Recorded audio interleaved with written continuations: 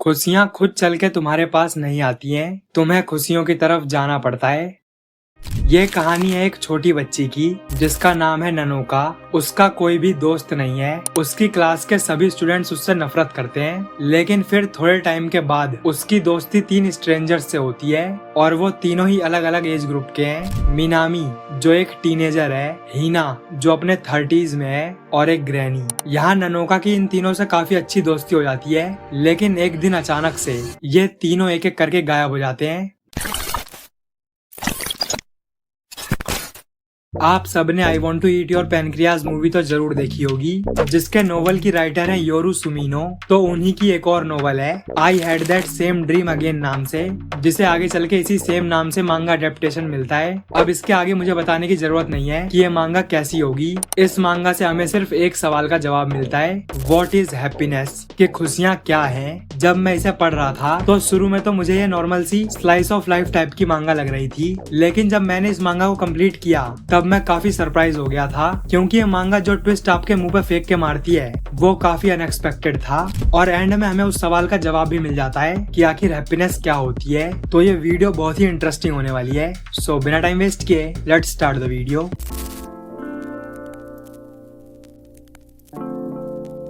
ये कहानी है ननोका की। वो अभी एलिमेंट्री स्कूल में है। वो अपने पेरेंट्स के साथ रहती है, लेकिन उसके पेरेंट्स अपनी जॉब के काम से बहुत ज्यादा बिजी रहते हैं, तो वो उसे इतना टाइम नहीं दे पाते हैं। इसलिए ननोका घर में भी किसी के साथ खेल कूद नहीं कर पाती है और स्कूल में तो उससे कोई बात ही नहीं करता है, तो इसीलिए उसका कोई दोस्त भी नहीं है। उसके पास एक बिल्ली है एंड वही उसकी इकलौती दोस्त है। वो जहाँ भी जाती है उस बिल्ली को अपने साथ ले आती है एंड इसी बिल्ली की वजह से उसकी एक स्ट्रेंजर से मुलाकात होती है जो आगे चल के उसकी बहुत अच्छी दोस्त बन जाती है। अब यहाँ मैं बता दूं कि ननोका को ये बिल्ली ऐसे ही नहीं मिली है, मतलब कि उसके पेरेंट्स ने ये बिल्ली उसे नहीं दिलाई है। तो जब वो एक दिन स्कूल से घर वापस जा रही होती है तब काफी तेज बारिश होने लगती है एंड वहीं रास्ते में उसे ये बिल्ली पड़ी हुई दिखाई देती है जिसको काफी चोट लग गई थी। तो वो उस बिल्ली को उठा के अपने घर ले जाने का सोचती है ताकि वो उसकी हेल्प कर सके, लेकिन अभी उसके घर पे कोई भी नहीं है क्योंकि उसके मॉम और डैड दोनों जॉब करते हैं। तो ननोका उस बिल्ली को लेकर आस पास के सभी घरों में जाके मदद मांगती है एंड उन्हीं में से एक घर था इस लेडी का। तो इन्हीं ने उस बिल्ली को बचाने में ननोका की हेल्प करी थी और तभी से ये लेडी ननोका की दोस्त बन गई है। अब इस लेडी का हमें नाम तो नहीं बताया गया है, बट उनके घर के आगे लिखा था आबाजुरे, जिसका जापानीज में मतलब होता है शेमलेस वुमेन, जिसे किसी बच्चे ने मस्ती करते हुए ऐसे ही लिख दिया था। बट यहाँ ननोका काफी छोटी है तो उसे इसका मतलब नहीं पता है एंड वो उस लेडी को आबाजुरे नाम से ही बुलाने लगती है, तो इसीलिए हम भी उसे शेमलेस वुमेन ही कह के बुलाएंगे। तो हम उस लेडी को हीना कह के बुलाएंगे। एनीवेज, तो ननोका स्कूल के बाद सीधे हीना के घर जाती है ताकि वहाँ वो फन कर सके एंड ऐसे ही थोड़े टाइम के बाद ननोका की एक और दोस्त बनती है जो है ये ग्रैनी। वो उनके घर भी रेगुलर जाने लगती है। वहाँ वो ग्रैनी से काफी बातें करती है। ग्रैनी उसके लिए स्नैक्स भी बनाती है। तो ननोका रेगुलरली हीना और ग्रैनी के घर जाने लगती है एंड वो लोग भी ननोका की कंपनी को काफी इंजॉय करते हैं क्योंकि वो दोनों ही अकेले रहते हैं। एनीवेज, तो ननोका को उसकी क्लास टीचर ने होमवर्क दिया है कि उन्हें हैप्पीनेस के बारे में पता करना है कि उनके लिए हैप्पीनेस क्या है, उन्हें किस चीज से खुशी मिलती है। तो ननोका ये सवाल लेके हीना के घर जाती है एंड वो हैप्पीनेस का मतलब ढूंढने में ननोका की हेल्प करने लगती है। वो उससे बोलती है, क्या तुम आइसक्रीम खाते हुए हैप्पीनेस का मतलब ढूंढना चाहोगी? और ये सुन के ननोका खुश हो जाती है एंड फिर वो खेलने लगते हैं। इसके बाद वो ग्रैनी के घर जाती है। वो उन्हें भी बताती है कि मुझे हैप्पीनेस के बारे में सोचना है एंड फिर वो उनसे ही पूछती है कि आपके लिए हैप्पीनेस क्या है? तो ग्रैनी बोलती है, मेरे लिए हैप्पीनेस बहुत सारी चीजें हैं, जैसे बढ़िया मौसम में चाय पीना और जब मैं अकेली होती हूँ तो तुम्हारा मुझसे मिलने आना, ये सब मेरे लिए खुशियाँ हैं। तो ननोका उनसे पूछती है, क्या आप खुश हो? तो वो बोलती है, हाँ मैं खुश थी। एंड इसके बाद वो काफी बातें करते हैं और फिर ननोका अपने घर चली जाती है और इस टाइम तक उसकी मॉम भी आ जाती है। तो वो अपनी मॉम के साथ डिनर करती है एंड वो सोचती है, मेरे लिए हैप्पीनेस है अपनी फेवरेट आइसक्रीम के साथ कुकीज खाना। एंड इसके बाद वो सो जाती है। यहाँ उसके डैड हमेशा लेट आते हैं तो वो अपने डैड से ज्यादा इंटरेक्ट नहीं कर पाती है एंड फिर वो अगले दिन स्कूल जाती है। उसकी क्लास में सिर्फ एक लड़का है जिससे वो बात करती है, या यूँ कह लो जो उससे बात करता है। उसका नाम है किरियू और और उसे ड्रॉ करने का शौक है, लेकिन वो अपनी ड्राइंग्स दूसरों को दिखाने से डरता है क्योंकि लोग उसका मजाक उड़ाते हैं। यहाँ ननोका उसे मोटिवेट करती है कि अगर वो तुम्हारा मजाक उड़ाते हैं तो तुम्हें भी उनका सामना करना चाहिए। बट किरियो एक इंट्रोवर्ट है तो वो ज्यादा कुछ नहीं बोलता है। इसके बाद स्कूल टाइम खत्म होता है और ननोका अपनी कैट के साथ हिना के घर पहुंच जाती है, लेकिन आज वो घर पे नहीं थी तो फिर वो ग्रैनी के घर जाती है। बट ग्रैनी भी घर पे नहीं होती है तो वो हार मान के घर वापस जा रही होती है, लेकिन तभी उसे एक खाली बिल्डिंग दिखाई देती है तो वो आउट ऑफ क्यूरियोसिटी उस बिल्डिंग को चेक करने चली जाती है। एंड वहाँ उसे एक लड़की दिखाई देती है जो अपना हाथ काट रही होती है। ये देख के ननोका काफी डर जाती है। वो तुरंत उसे रोकने लगती है। ननोका बोलती है, मिनामी सा आप यहाँ क्या कर रही हो? तो बोलती है, मिनामी ये किसका नाम है? तो ननोका बोलती है, ये नाम आपकी शर्ट पे लिखा हुआ है। अब ये उसके स्कूल का नाम है, बट यहाँ ननोका को लगा कि ये उसका ही नाम है तो वो उसे मिनामी कह के ही बुलाने लगती है। ननोका पूछती है, आप अपना हाथ क्यों काट रही थी? तो वो बोलती है, ऐसे ही, इससे मुझे शांति मिलती है। एंड ये सुन के ननोका कंफ्यूज हो जाती है। फिर वो बोलती है, तो आप एक पेंटर हो? एंड फिर वो उसका हाथ चेक करने लगती है जहाँ उसने काटा था, बट मिनामी उसे छुपा लेती है। तो ननोका बोलती है, सारे पेंटर्स ऐसे ही होते हैं, वो जो भी ड्रॉ करते हैं उसे दूसरों से छुपाते हैं। मेरी क्लास में भी आपकी तरह एक लड़का है, वो भी लोगों से अपनी ड्राइंग्स छुपाता है। अब यहाँ क्योंकि मिनामी अपना हाथ काट रही थी तो ये देख के ननोका को लगा कि वो ब्लेड से अपने हाथ पे ड्रॉ कर रही है।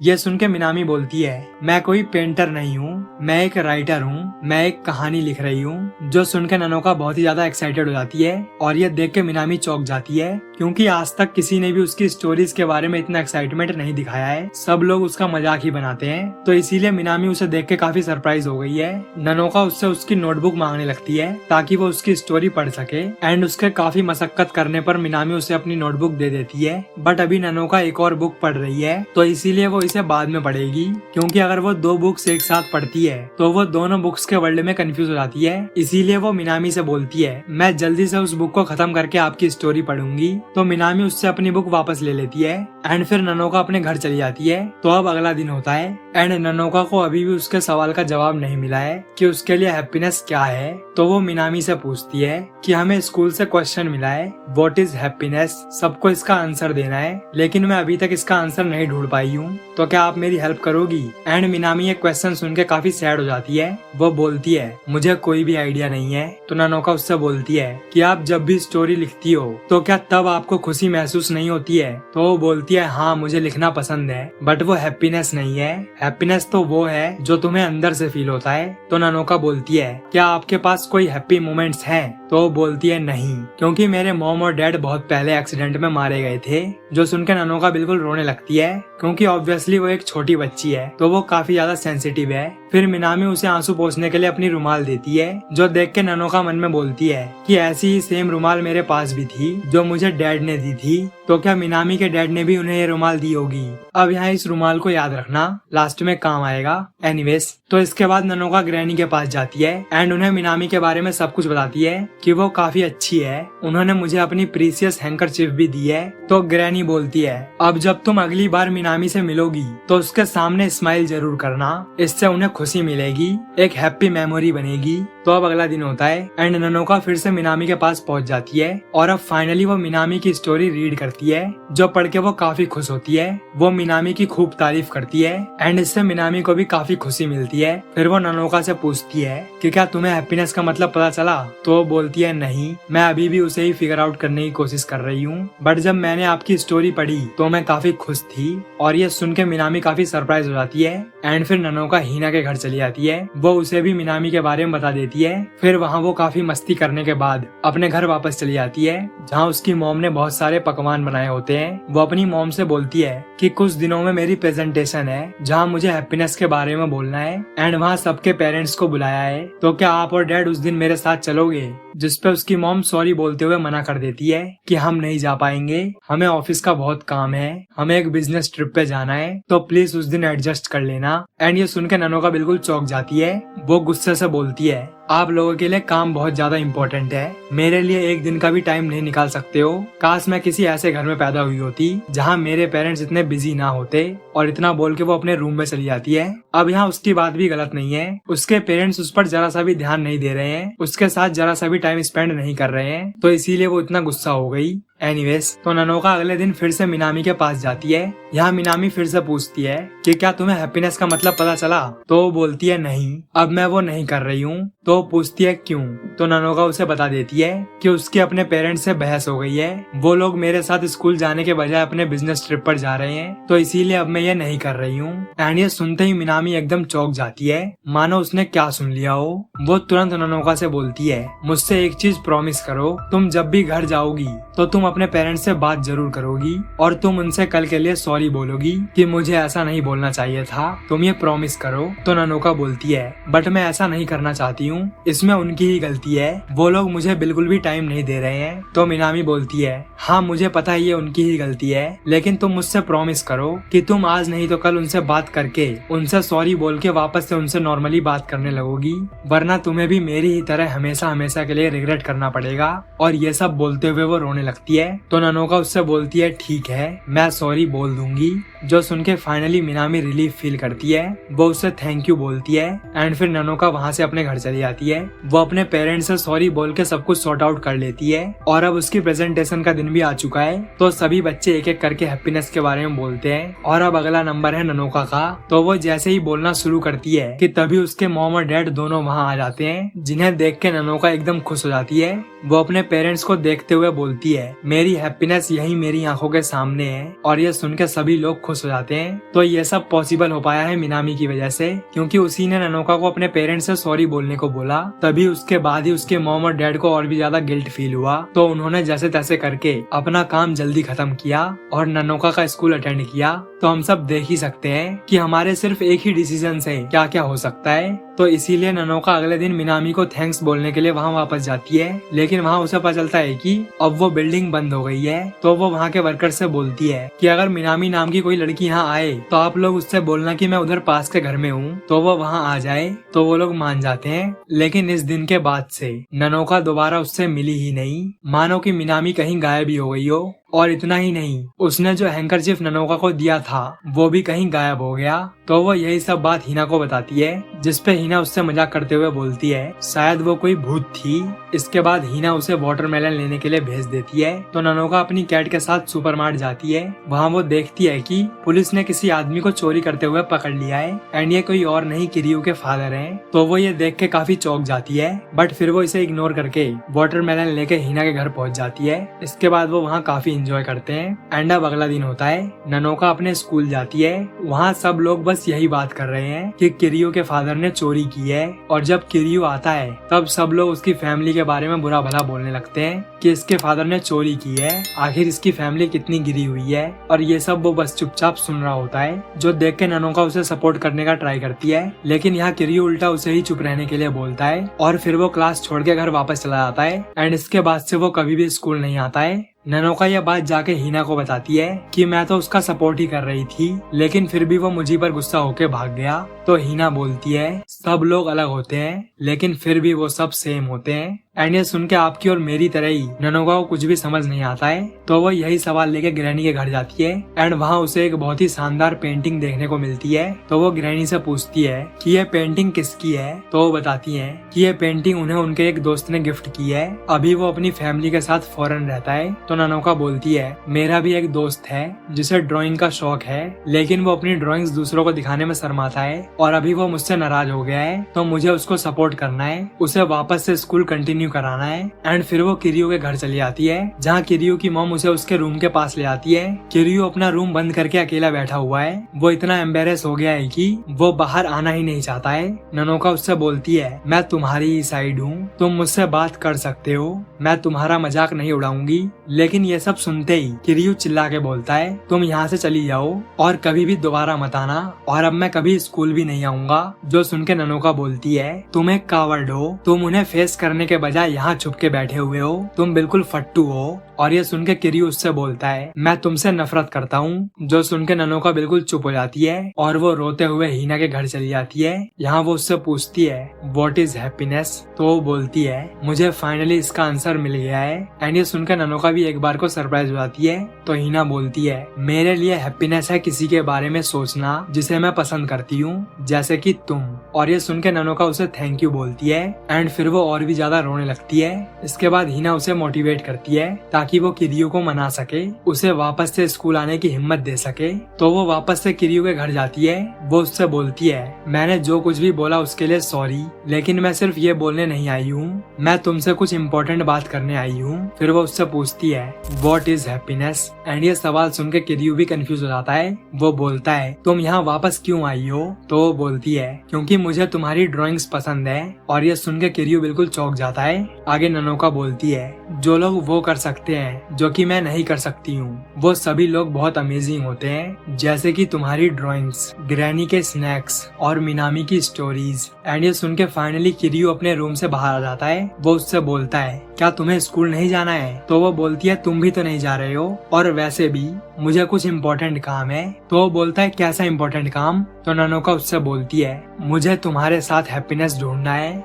एंड ये सुनकर किरियो काफी सरप्राइज हो जाता है। वो ननोका से माफी मांगता है कि मुझे माफ कर दो, मैंने तुम्हें बहुत बुरा भला बोल दिया था। आगे वो बोलता है, चलो हम दोनों साथ में स्कूल चलें और मैं फिर से टीचर को व्हाट इज हैप्पीनेस का आंसर दूंगा। एंड इसके बाद वो दोनों स्कूल पहुंच जाते हैं, जिन्हें देख के उनकी टीचर काफी खुश होती है। यहाँ वो बोलता है, सेंसे, मुझे हैप्पीनेस के बारे में पता चल गया है। मेरे लिए हैप्पीनेस ये है कि मेरी एक दोस्त हो जो मुझसे बोले कि वो मेरी ड्राइंग्स पसंद करती है और वो क्लास में मेरे साथ बैठती हो। यहाँ वो ननोका की ही बात कर रहा है। एंड ये सुन के ननोका भी काफी खुश हो जाती है। इसके बाद वो सीधे हिना के घर जाती है, लेकिन इस बार उसके घर पे कोई आदमी था। और जब वो हिना के बारे में पूछती है तो वो बताता है कि यहाँ कोई हिना नहीं रहती है, मैं कई सालों से यहाँ रह रहा हूँ। तो आप लोग समझ ही गए होंगे कि अब हिना भी कहीं गायब हो गई है। और ये सुन के ननोका को यकीन ही नहीं होता है। तो वो ग्रैनी के घर जाती है। वो देखती है कि ग्रैनी की तबीयत काफी खराब है। वो उन्हें बताती है कि अब मिनामी की ही तरह हिना भी कहीं गायब हो गई है। आगे वो बोलती है, इवन दो वो दोनों ही चले गए हैं, लेकिन फिर भी मुझे सैड फील नहीं हो रहा है। तो ग्रैनी उससे बोलती है, तो तुम होपलेस फील नहीं कर रही हो, क्योंकि तुम्हें यकीन है कि तुम उनसे दोबारा जरूर मिलोगी। फिर ननोका उनसे फिर से पूछती है कि आपके लिए हैप्पीनेस क्या है? तो वो बोलती है, मेरे लिए हैप्पीनेस ये है कि मैं कह सकूं मैं खुश थी। एंड इसके बाद ननोका वहाँ से जाने लगती है। वो जाते जाते ग्रैनी से पूछती है कि कहीं आप भी तो गायब नहीं हो जाओगी, लेकिन तब तक ग्रैनी को नींद आ गई थी। तो ननोका चुपचाप वहाँ चली जाती है। और अब ग्रैनी ऐसे ही ज्यादातर सोती रहती है, क्योंकि उनकी तबीयत काफी खराब है। ननोका वहाँ डेली आती है। वो उनके पास बस बैठी रहती है। वो उनके लिए लेटर्स भी लिखती है कि उसने क्या क्या किया, ताकि ग्रैनी जब भी उठे तो वो उन्हें पढ़ सके। तो अब ननोका के जितने भी फ्रेंड्स थे वो सब एक एक करके गायब हो गए हैं, लेकिन अब उसका एक नया दोस्त बन गया है, जिसके साथ वो गेम्स खेलती है, ड्रॉ करना सीखती है, स्टोरीज लिखती है, यानी काफी इंजॉय करती है। एंड अब फाइनली उसे व्हाट इज हैप्पीनेस का आंसर मिल चुका है। उसके लिए खुशियाँ वो हैं जिन्हें वो खुद चुन सकती है, यानी कि वो अपनी मर्जी से चीजों को कर सके। तो अब वो अपने इन फ्रेंड्स को शायद दोबारा ना देख पाए, लेकिन अब उसके पास किरियू है जो उसके साथ हमेशा रहेगा। तो वो किरियू के पास जा रही होती है, लेकिन तभी एक आवाज आती है।